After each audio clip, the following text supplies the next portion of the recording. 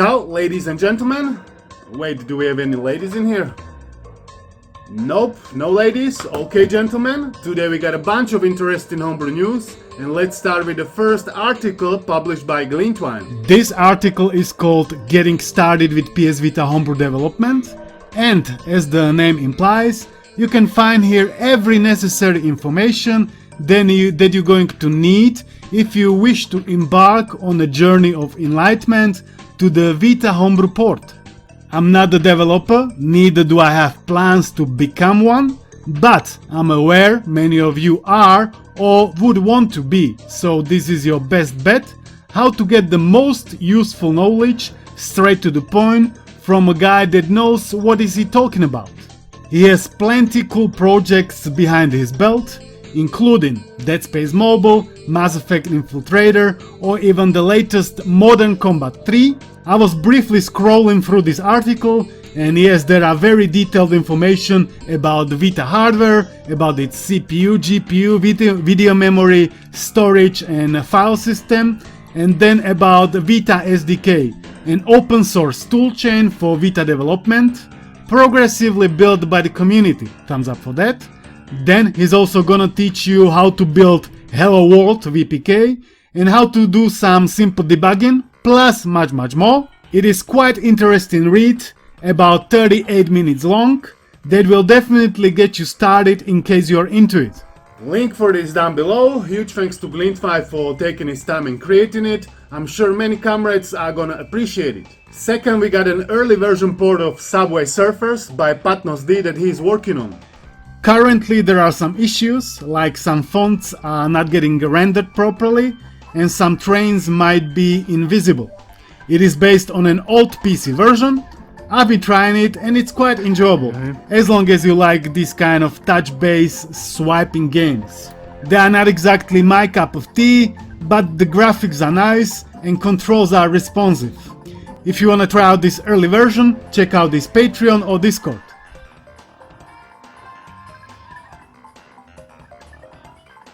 By the way guys, did you know there are subtitles available in different languages for this video?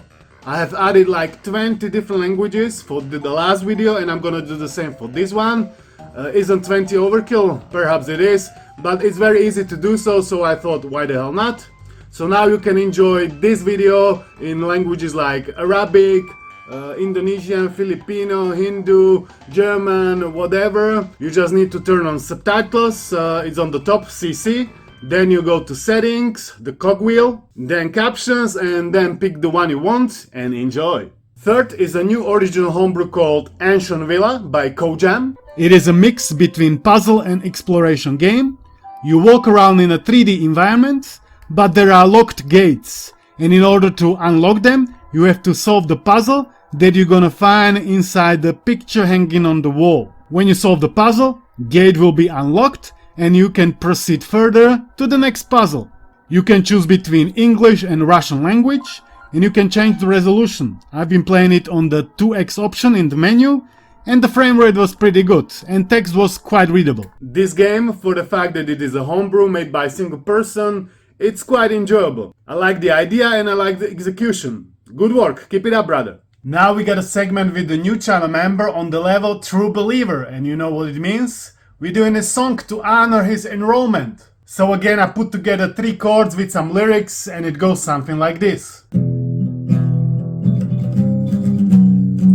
Here we got a new true believer. Dante is his name and I wanna say to you, big thumbs up, brother. You have joined at the exact right moment to find out about Crash Team Racing, widescreen hack, and about Grand Theft Auto with Ghost Sound Mod, plus much more is coming up to you right now. Okay, enough of this madness, let's get more serious and let's get on with Crash Team Racing with widescreen hack at 60 FPS. Yeah, brother. what am I holding? So yeah, we carry on with Crash Team Racing at 60 FPS with widescreen hack. It was made by Darkizer. This took 2 years, 3 videos, 600 plus changes to the source code, and 1000 hours of testing by 10 testers. It is a modification of PlayStation 1 game, intended for use with emulators like DuckStation, but it works absolutely fine even on a PSP, thus on the PS Vita 2, via Adrenaline. For widescreen to show up, you need to enable it in the official settings.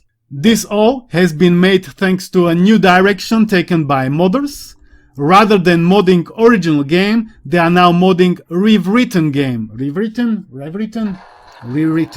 They can do this because 72% of the game has been rewritten, and this also allows every mod they have made so far to hopefully soon be combined into one giant super mod with a user-friendly mod launcher to pick and choose what mod exactly you want to use. Sounds like music to my ears. Can't wait to see more. Huge thanks to everybody who made it happen. Check Creator's YouTube channel with other interesting stuff. Link for this down below. Now quick showcase of God of War Ragnarok, the open Beats of Rage version. I was trying to make it work myself a while back, but I couldn't. But now I came across a Facebook post on the PS Vita Gamers Latino America group, where some comrade was able to find a version that works. I've put it into my Vita and it works flawlessly. It is a fan-made game, it is nothing special, it's like a 2D beat 'em up made in an open Beats of Rage engine, but there is a Kratos and he's wielding Blades of Chaos, so naturally I was drawn to it. I've saved the copy, it's on our Discord, and shout out to the Vita Latino America compañeros. Next we got a new Ghost Town mod for GTA 3. This modification builds a tunnel? This modification builds a tunnel to the Ghost Town, which is the part of the city that is not officially accessible. There are some unofficial ways, including this one, that will get you to the part of the city where the initial cutscene of robbing a bank was taking place. It is not some extra special necessary mod that you absolutely need to install, but it's nice to see yet another mod that is compatible with PS Vita version of GTA 3, cause as you might know, not all of them do work. I've installed it just out of curiosity, but I forgot that I haven't even unlocked Second Island on this Vita, so I've just drove the car off the bridge and called it a day. There were also some updates for Willy Willy. This is a third-party cross-platform Bilibili client, specifically designed for gamepad control. It is like a Chinese YouTube. If you are into it, there was a big update to the version 1.4 with a bunch of stuff added, like multilingual input method, new video ratio modes, stretch fill, plus much more. You can see all the changes on the screen right now. And second update is for Vita Homebrew Sorter. This is an app that sorts all the games, emulators and applications, even if they are inside of folders. Sometimes I was using this app on my main Vita because it was quite quick way of finding something buried deep in this mess. There were some smaller enhancements and the app now supports touch input, which is great. Now is the time to send a huge thanks to all my patrons and channel members. And we're gonna do it like usually, right upside down. So huge thanks to Jarek Smith, Daniel David, Dalaylama, Joseph Santander, Wayne Redding, PatnosD, Dawid Grabka, Herman, Raul Gauthier, Nix, Marshmallow, RC from the NYC, Victor Ginelli, PopePepe, Marcus Luther, Brace Victin, OKSlider, and Dante. Thanks to all of these people, I got much more creative freedom. Big up. We carry on with this tweet from one of the creators of Blasphemous, and he's saying, quote, "We are huge fans of the Vita. It is amazing that this get ported given the hardware restrictions of the console. I wish this is something we could have done ourselves, so kudos to the person who created this version. I found this tweet very nice that he is making officially this kind of statement. You can see that he doesn't really care about anything else, about any of the nonsense. All he cares about is that the Blasphemous should be playable also on the discontinued handhelds, like PS Vita. You got my respect, brother." Also, some comrade at previous video commented about possible memory leak for Blasphemous. I passed the information further. I do really like the guy commented, cause it might be nothing, but you never know until you try out. Plus, it's cool when comrades help each other out. Another tweet I would like to share with you is from one of the creators of original GTAs. Lately he was posting quite interesting stuff like why planes in GTA San Andreas do crash by themselves sometimes, or what was the hardest technical challenge during development of GTA 3, or why they had to limit the number of used vehicle models to 8.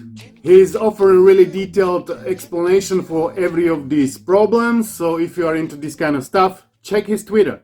Now we have a section of non-Vita Homebrew. Feel free to skip ahead, but I felt like the new version of Red Viper, 3DS Virtual Boy emulator, deserves to be mentioned in here. Latest release now supports save states. Yes, baby. There is a new splash screen, new toggle for new 3DS speed up, and much more. Definitely worth updating in case you're using it if you haven't already. Then I also want to mention new upcoming handheld that everybody's talking about. It is Odin 2 Mini. It looks like it takes a lot of inspiration from our beloved PS Vita. The specifications and the pictures of its back and front have been revealed, and it looks like it takes a lot of inspiration from the PS Vita, which is a good thing. It has same specs as Odin 2, Snapdragon 8 Gen 2 chip, 8 gigs of RAM for base model, but it has 5-inch mini LED screen. And according to information, one thing is not the same: the price. It is higher than Odin 2. It starts at $329 US. Odin 2 is now $299. I was expecting they're gonna release something to compete against Retroid Pocket 4 Plus or RG556 in this price range, but they have decided to do this instead. Was it a good decision? We are yet to see. But not like I'm gonna sell my Odin 2 to buy Odin 2 Mini. If they would put like AMOLED screen inside, they would put a weaker chip like Snapdragon 8 Gen 1, and they would sell it for, I don't know, $250 US, that would be much more attractive for me. But for this kind of money, for $340, more than Odin 2, that's kind of hard sell for me. The only attractiveness I see is in the, you know, size and in the shape, I guess. Is it enough though? We are yet to see. Switch successor has been seemingly also confirmed. I'm sure it's gonna take a long time until it's gonna be released. Nintendo wants to officially announce it at this tax year, that means till the April 2025, and that's gonna be just announcement.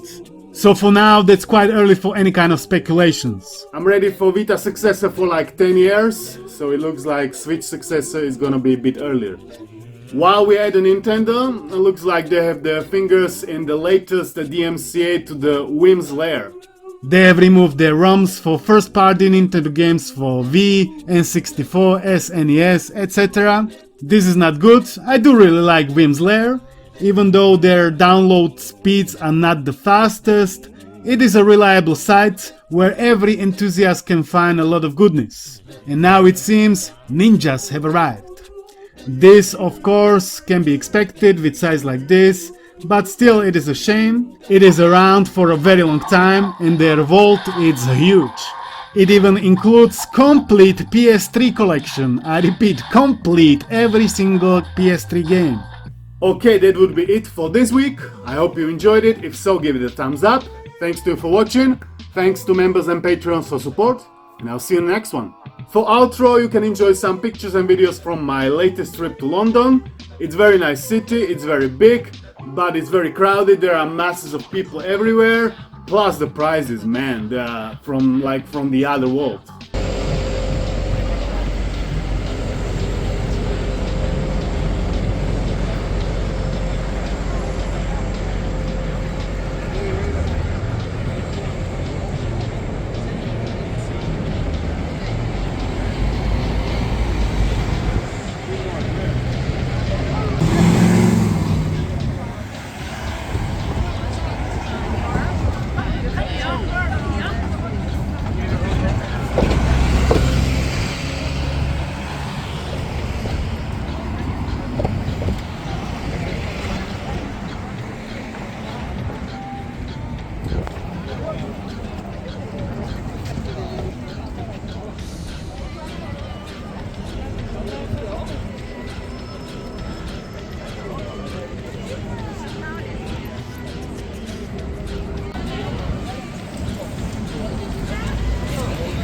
No takže našiel som to. Som v Chinatown teda.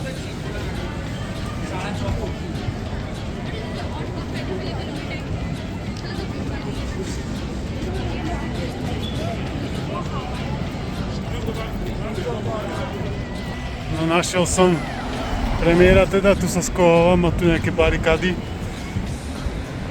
A tuto to je, ale je za bránou. Moc nás tam nepustia asi. Na Main Street. Takže neviem kde, niekde asi. Tam sa niečo deje. Sa tam poďte. Áno, ja sa tam chcem ísť odfotiť. Čo ma tam nechcete pustiť? Pred číslom 9. Ozbrojení typci sú tu tiež, majú riadne one samopály. No našiel som, pozri čo som našiel. Scotland Yard. To je tu niekde tiež po ceste k tej Downing Street. A nič, žiadnych špionov nevidím. Ale možno, že vnútri budú, otvorené vyzerá, že je. Ale radšej tam nejdem.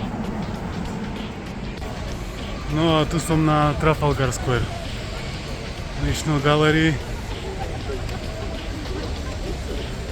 Fontány.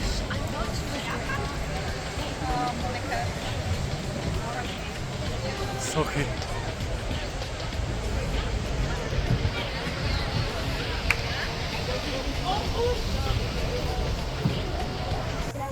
Takže tu som išiel z toho parku. Tu je Buckingham. Môže byť. Tu je tá socha. A hen tam vzadu je tá Westminster Abbey. Či jak sa to volá?